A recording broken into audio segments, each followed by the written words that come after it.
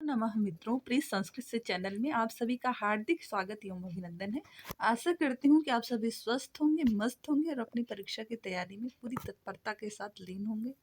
ईश्वर आपको सफल करे, ऐसी शुभकामना के साथ आज के प्रैक्टिस सेट की शुरुआत करते हैं।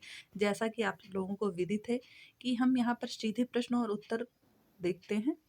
मेरा लक्ष्य है कि आप तक अधिक से अधिक प्रश्नों को उपलब्ध करा सके ताकि आप अपनी तैयारी का आकलन कर सके और कम समय में, क्योंकि कई बार क्या होता है लंबे लंबे वीडियोस देखने के मन नहीं होता है, तो उस समय पे आपको ये लगता है कि लाइए इससे संबंधित प्रश्नों को हल करें जो कम टाइम में हो, जिसमें व्याख्या इत्यादि ना दी गई हो। तो ऐसे लक्ष्य को ध्यान में रखते हुए ये प्रश्न रखे गए हैं।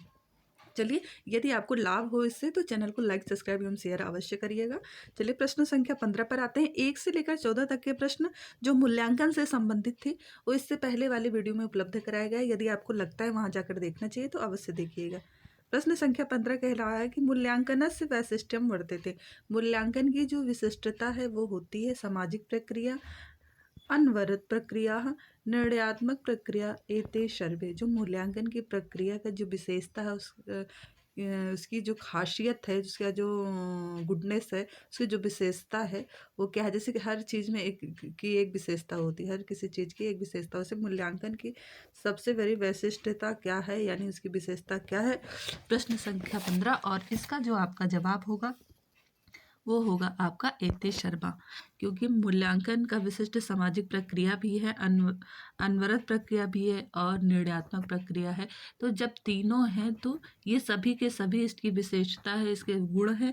ये जब तीनों हैं तो एते सर्वा सही हो जाएगा, बाकी तीनों गलत हो जाएंगे। चलिए अगले प्रश्न पर आते हैं। प्रश्न संख्या, एक चीज़ हमने पिछले वीडियो में बताया था कि यदि आपको ऑप्शन में कुछ समझ में नहीं आ रहा है तो आप एते सर्वा दिया गया है सीटेट में और शिक्षण से संबंधित प्रश्न है तो आप एते सर्वा ही मारिएगा। 99% सही होने के चांस है, 1% हो सकता है कि गलत हो जाए। जब आपको, लेकिन ये चीज़ तब करनी है जब आपको बिल्कुल ऑप्शन, कोई भी ऑप्शन नहीं समझ में आ रहा, आपसे, आपके माइंड से, आपके टच से बिल्कुल दूर दूर तक वो मतलब प्रश्न नहीं आया कभी टच में, तो आपको ये करना है।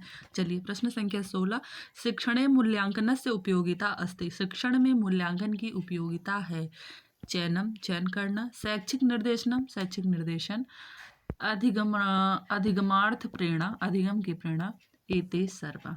चलिए प्रश्न संख्या 16, और देखिए ये प्रश्न इसलिए रखे गए हैं ताकि आपके उसकी उपयोगिता और उसकी विशेषता कौन कौन सी होती है, ये सब चीज़ों के बारे में भी आपको पता चल रहा है प्रश्न हल कर रहे हैं तो। देखिए कम समय में कितना ज़्यादा कार्य हो रहा है, आपको उसकी विशेषता के भी बारे में देखिए पता चल गया। उसके अलावा आपने प्रश्न भी हल कर लिया। उसके अलावा आपको ये अवबोध भी हो गया कि हमारी तैयारी कहाँ तक है, क्या चीज़ हमें अभी पढ़ने की आवश्यकता है। तो चलिए देखिए यहाँ पर जो दिया गया है, शिक्षण मूल्यांकन उपयोगिता अस्ति, चयनम अस्ति अथवा शैक्षिक निर्देशन, अधिगमार्थ प्रेरणा, एते सर्वा। प्रश्न संख्या 16 और इसका जो आपका सही जवाब होगा वो भी क्या होगा, 4 होगा। अब देखिए यहाँ से आपको दो तरीके से समझ, जब आप एक प्रश्न से कई उत्तर निकल करके आते हैं, आपसे ये भी पूछ सकता है कि क्या नहीं है, नास्ते पूछता, और ये तीनों ऑप्शन में दे दे, कोई एक और कोई ऑप्शन में दे दे जो नहीं होगा। ठीक है, इस तरीके से भी प्रश्न पूछा इस तरीके से भी पूछा जा सकता है। ठीक है, तो या दो दे दे, खाली ये और ये दे दे और बाकी दो विकल्प में एक में दे दे कि उपरयुक्त दोनों और तीसरे में दे इनमें से कोई नहीं, तो भी मतलब कहने का मतलब ये है कि प्रश्न ऐसे ही होते हैं, बस उसका थोड़ा सा बदल दिया जाता है रूप। ठीक है, तो इसमें भी एते सर्वा होगा, हमने बताया एते सर्वा होगा, इसमें भी सारे सही होंगे। चलिए अगले प्रश्न पर आते हैं। प्रश्न संख्या 17। प्रश्न संख्या 17 कह रहा है मूल्यांकनस्य प्रयोगे श्रेण्या संति। मूल्यांकन के प्रयोग में श्रेय है मतलब श्रेष्ठ है क्या, उत्तम, संतोषजनक, सामान्य, निम्न चा। सामान्य, निम्न चा, उत्तम, संतोषजनक, एते सर्वा। बताइए क्या होगा। प्रश्न संख्या 17 और इसका जवाब क्या होगा, उत्तम, संतोषजनक, सामान्य, निम्न चा। ठीक है, ये सही होगा आपका। प्रश्न संख्या 17 का ऑप्शन ए सही हो जाएगा। चलिए अब अगले प्रश्न पर आते हैं। प्रश्न संख्या 18। प्रश्न संख्या 18 कह रहा है कि मौखिक परीक्षाया उपयोगा कहा। मौखिक परीक्षाया उपयोगा कहा। मौखिक परीक्षा में किसका उपयोग है, मानसिक शक्ति परीक्षण, मानसिक शक्ति के परीक्षण का, सामाजिक परिस्थिति का भाव प्रकाशन शक्ति मूल्यांकनम, भाव प्रकाशन की शक्ति मूल्यांकन, अतः यत् किमपि नास्ति। चलिए, मौखिक परीक्षा की उपयोगिता क्या है बताइए, इनमें से क्या सही होगा। प्रश्न संख्या 10, और प्रश्न संख्या 10 का जो सही जवाब होगा वो आपका क्या होगा, 1, मानसिक शक्ति परीक्षण। जब मौखिक परीक्षा होती है तो आपसे लोग पूछते हैं, सवाल पूछते हैं, तो आप उसका जवाब देते हो, तो आप ये मानसिक शक्ति का परीक्षण होता है इसके माध्यम से, ठीक है। चलिए अगले प्रश्न पर आते हैं। प्रश्न संख्या 19, अन्वेषण प्रश्नेषु पुनर्निर्देशनम कदा क्रियते। अन्वेषण प्रश्नों में पुनर्निर्देशन, फिर से निर्देशन कदा क्रियते, कब किया जाता है। यदा छात्र उत्तरम ददाति, जब छात्र उत्तर देता है, अथवा यदा छात्र उत्तरम न ददाति, जब छात्र उत्तर नहीं देता है, यदा छात्र आंशिकम अपूर्णम शुद्धम व च उत्तरम ददाति, जब छात्र आंशिक अपूर्ण अशुद्ध उत्तर देता है, यदा छात्रा पूर्णा शुद्धा व उत्तरम ददाति, या फिर जब छात्र पूर्ण शुद्ध और उत्तम उत्तर देता है।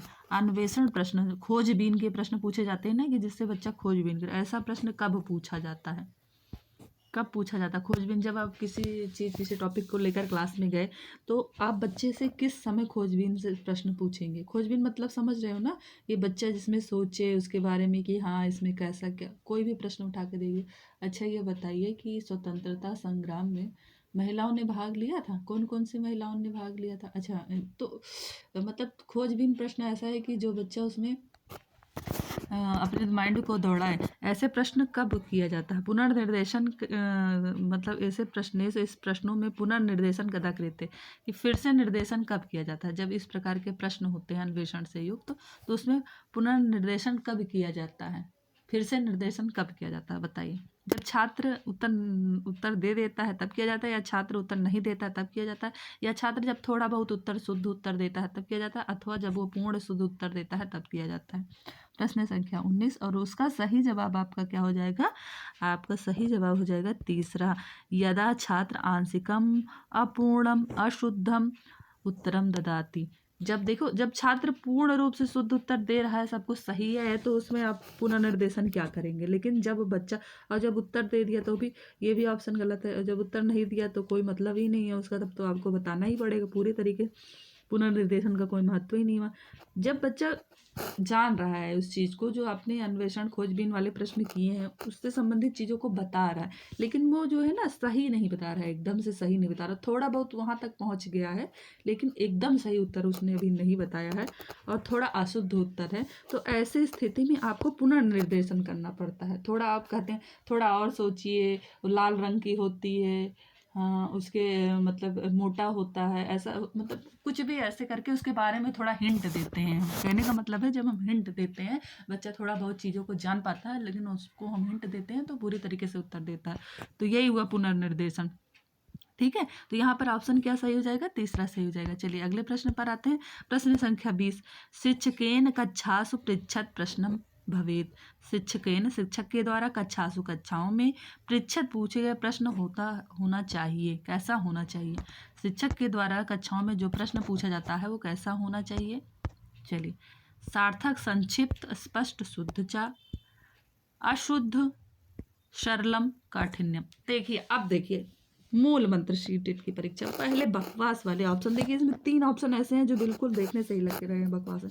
सरल प्रश्न पूछोगे तो भाई कठिन कौन पढ़ाएगा हैं, और अशुद्ध पूछोगे, अशुद्ध प्रश्न ही अशुद्ध रहेगा तो बच्चे कितना उसका शुद्ध उत्तर देगा, तो ये भी काढ़ो। काठिन्यम, भाई कठिन प्रश्न को क्यों पूछोगे, क्या बच्चों को जो है हराना है उसमें, क्या वहाँ पे कोई कंपटीशन चल रहा है कि आप कितने बड़े, यानी आपको अपना ज्ञान प्रदर्शन करना है, इसलिए कठिन नहीं।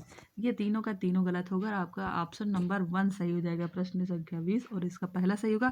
हम जब भी बच्चों से प्रश्न पूछें, सार्थक हो प्रश्न, संक्षिप्त हो प्रश्न, स्पष्ट हो जिसको बच्चे समझ सकें, और सबसे बड़ी चीज़ शुद्ध हो, तो ये हमारा होना चाहिए। शिक्षक के द्वारा ऐसा प्रश्न पूछा जाना चाहिए। चलिए प्रश्न संख्या 21 पर आते हैं। प्रश्न संख्या 21 कह रहा है कि श्रेष्ठ मूल्यांकन परीक्षणस्य विशेषता अस्ति। श्रेष्ठ मूल्यांकन परीक्षण, जब किसी मूल्यांकन का परीक्षण करना है, उसमें श्रेष्ठ मूल्यांकन जो होता है उसकी विशेषता क्या होती है? उपयोगिता, विश्वसनीयता, वैधता अथवा एते सर्वा।